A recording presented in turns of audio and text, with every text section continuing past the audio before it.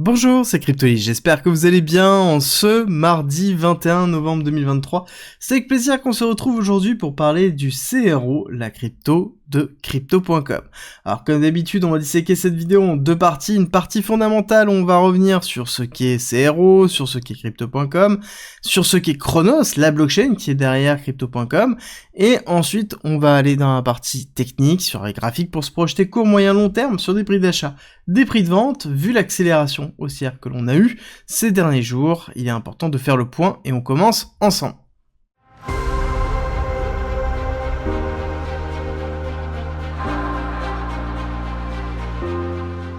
Pour rappel, vous avez toujours la possibilité d'avoir accès gratuitement au parcours pédagogique, qui est une formation de 60 heures d'une valeur de 400 € qui vous permet d'apprendre la blockchain, la crypto, l'investissement, l'analyse technique, le trading, tout pour devenir rentable, à travers 130 vidéos, 400 pages de guide, des quiz pour savoir où vous en êtes dans votre progression, et le tout gratuitement. Pour avoir accès à cette formation à vie, il suffit d'utiliser la plateforme d'un de nos partenaires, tout est expliqué en commentaire et en description. Quand on parle de CRO, on est obligé de parler de Crypto.com, qui est l'exchange derrière la blockchain Chronos, derrière le CRO token, et c'est un exchange qui a fait beaucoup parler de lui en 2021-2022, avec le lancement de sa carte bleue, avec derrière son application qui fait partie d'ailleurs des meilleures applications pour pouvoir faire de l'achat et de la vente de crypto, mais pas forcément du trading, hein. C'est vraiment une application qui n'est pas liée à une forme de broker, à proprement parler, mais qui est plutôt un outil de gestion vraiment de crypto, dans lequel on va retrouver tout d'un exchange classique, où on peut acheter, vendre, dans lequel on a un wallet intégré, on a du earning qui est présent, et on a des cartes bleues. Ces cartes bleues qui ont fait beaucoup parler d'elles, hop, on va les retrouver, elles sont ici, dans lequel on avait des grosses rewards, et notamment un énorme cashback qui était en CRO, c'est-à-dire que plus on achetait, plus on avait un pourcentage important pour pouvoir récupérer une partie de ce que l'on avait acheté en CRO. On avait aussi d'autres avantages comme du Netflix offert, des choses comme ça, et toujours remboursé en CRO, d'où l'intérêt du CRO pour l'exchange. C'était un outil marketing, de promotion, et dès qu'il y a eu le bear market qui est arrivé, la crise vraiment dans la crypto qui est arrivée, bah globalement les les récompenses ont été divisées par 2, voire même 3 pour certaines, avec deux avantages qui ont sauté, donc ça avait fait un énorme tollé à l'époque. Et on a eu aussi d'autres choses qui ont été diminuées, comme notamment toute la partie earning, c'est-à-dire qu'avant on avait des taux qui pouvaient aller jusqu'à 14-15% sur le haut de marché, et on est maintenant sur du 1,5% à savoir que c'est en fonction du CRO que l'on a stacké, et c'est des récompenses qui sont distribuées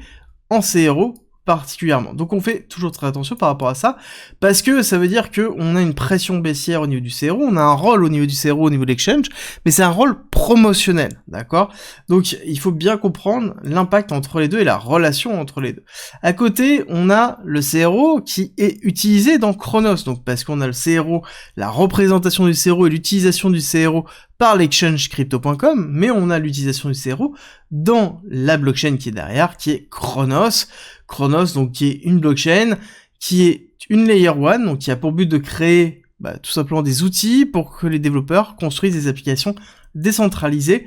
sur la blockchain publique, et utilise du CRO comme monnaie, en fait, le gas fee pour payer en fait les frais de transaction et les différents frais liés à l'utilisation de la blockchain. À côté, on se retrouve sur Chronos, qui est donc une layer 1, comme je vous l'ai dit, et qui est EVM compatible. Ça veut dire qu'elle accepte tous les bouts de code qui sont en Solidity, tous les smart contracts qui ont été développés sur Ethereum ou sur toute blockchain qui est EVM compatible, et donc elle rejoint la famille des EVM compatibles. Alors, est-ce que Chronos est intéressant? Je pense que Chronos est une blockchain plutôt classique de Layer 1, avec derrière une volonté à un moment donné d'être Ethereum killer, mais ça n'a jamais été le cas, et c'est la naissance en fait pour moi de Chronos, qui est un Binance bis, en disant bon bah ok,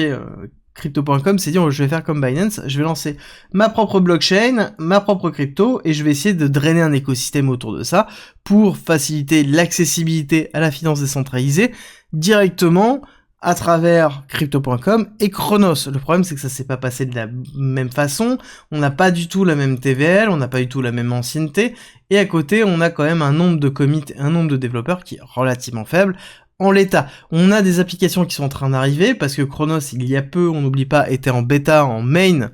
bêta, ça veut dire qu'ils ont été déployés en production et que ça restait de la bêta parce que c'était pas encore un build final, donc sous-entendu une version finale, ça y est, c'est passé, maintenant on est en version finale. Néanmoins, c'est une blockchain qui est assez récente et qui est assez en plus centralisée en termes de nœuds. Après vous allez me dire c'est comme BNB Chain, oui je suis tout à fait d'accord, on est dans la même schématique, sauf que à côté, Crypto.com versus Binance, on a quand même 2 poids de mesure, et pareil en termes de volume de la BNB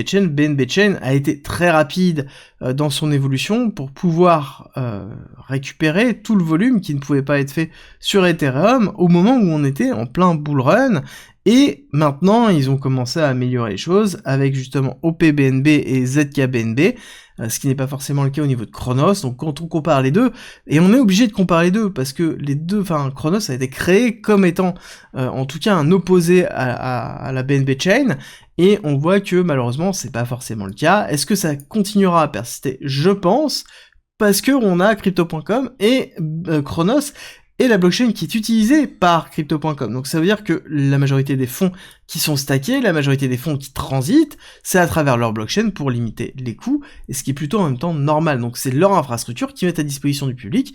Personnellement, je pense que Crypto.com continuera à exister et que Chronos, derrière, continuera à exister aussi. À côté, le CRO, donc qui est la crypto de tout ça, et à 85%, ça a un petit peu changé, mais on est dans les alentours de 85% de supply en circulation, et on est sur une market cap diluée qui va être dans les alentours de 2 milliards actuellement avec l'augmentation du prix. Donc on est quand même dans quelque chose qui est plutôt bien pricé, qui n'est pas surpricé ni sous-pricé quand on regarde les autres écosystèmes, et que surtout on sait qu'on a un intérêt au niveau du CRO qui est porté par Crypto.com. Il est sûr et certain que lorsqu'on arrivera dans une forme de bull run beaucoup plus fort, Crypto.com va reprendre sa communication, va reprendre ses outils marketing. Ils ont montré qu'ils étaient très forts dans le marketing, et je peux vous assurer que le CRO sera au centre de ces outils marketing et de la valorisation marketing de Crypto.com, et donc derrière je pense qu'on aura des choses à surveiller au niveau du CRO.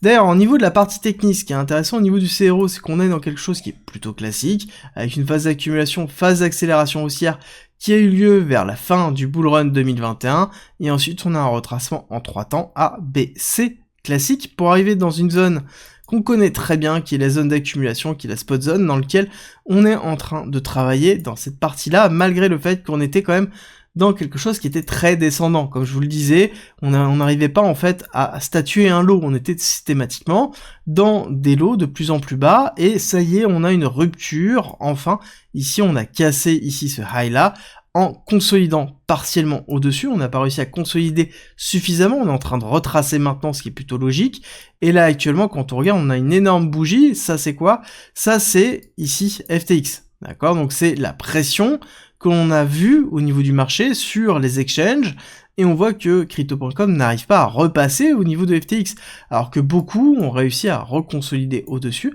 Ce n'est pas le cas au niveau de Crypto.com, donc malgré l'accélération haussière qu'on a là, on n'a pas fait le break nécessaire. Le break nécessaire, c'est repasser au niveau au-dessus de FTX, d'accord? Si on ne recasse pas ici les 0,12, enfin les 0,125 exactement, on n'a pas en fait de consolidation de départ haussier, d'accord? Pour moi, ça se fait ici, ça se joue là, tant qu'on ne consolide pas au-dessus, on n'aura pas de signal au niveau du CRO, on est plus ici dans une forme de retracement, ou en tout cas de prise de liquidité, parce que somme toute, on regarde vraiment le high protégé, il est ici, là on a un retest, et ici on a un petit retest, d'accord? Donc on a juste pris la liquidité. Sur cette prise de liquidité, on voit bien qu'on a ici une prise de profit, et on voit bien qu'on est en train de consolider sur cette semaine en dessous, alors qu'on a un marché qui est plutôt à la hausse, d'accord? Qu'on a un marché qui est majoritairement haussier sur l'ensemble des actes. Donc ça montre bien que malgré l'accélération haussière que l'on a un CRO qui est en sous-performance par rapport au reste, et ce qui est plutôt logique. Comme je vous ai dit, le CRO est un outil marketing de Crypto.com, et tant que Crypto.com n'a pas commencé son marketing, ou la valorisation de son CRO à partir de ses offres, on n'aura pas d'accélération haussière, on n'aura pas d'impulsion haussière, et c'est pour ça qu'il faut, encore une fois, faire très attention et attendre les bonnes informations pour valider une accélération haussière au niveau du CRO. Au niveau des targets, je pense qu'on peut aller chercher assez facilement la zone ici de janvier-mars 2022 avant Terra Luna, dans lequel on aura déjà une très belle prise de profit, on aura beaucoup de personnes qui sortiront à ce moment-là, et ensuite on ira chercher certainement un retest de l'ATH dans un premier temps, donc un CRO dans les alentours de 1$, et si on est dans un gros bull run, que Crypto.com arrive à cannibaliser une grosse partie des volumes, on va avoir forcément beaucoup de marketing qui vont arriver sur le CRO, et on peut avoir une forme de FOMO très fort, et une valorisation de la carte Crypto.com, qui reste quand même une des cartes crypto les plus intéressantes dans tous les cas en termes d'utilisation et de facilité d'utilisation, avec une target de 1,618, avec un CRO dans les alentours de 1,5$. Encore une fois, c'est en fin de bull run, avec beaucoup de si, donc on prend son temps, comme d'habitude, on attend les confirmations, ou on s'expose, parce que si jamais on est intéressé par ce projet, on reste dans une zone intéressante au niveau de la spot zone, sur le long terme, si jamais le projet vous intéresse. J'espère que cette vidéo vous a plu, si c'est le cas, n'oubliez pas de me laisser un like et un commentaire, ça me fait toujours très plaisir, et n'oubliez pas qu'on se retrouve pour les 2 ans, dimanche 26 novembre à 20h sur un live YouTube, c'est avec plaisir que je vous retrouverai, encore une fois, dans un live pour fêter les 30 000 abonnés, et forcément aussi les 2 ans de la chaîne.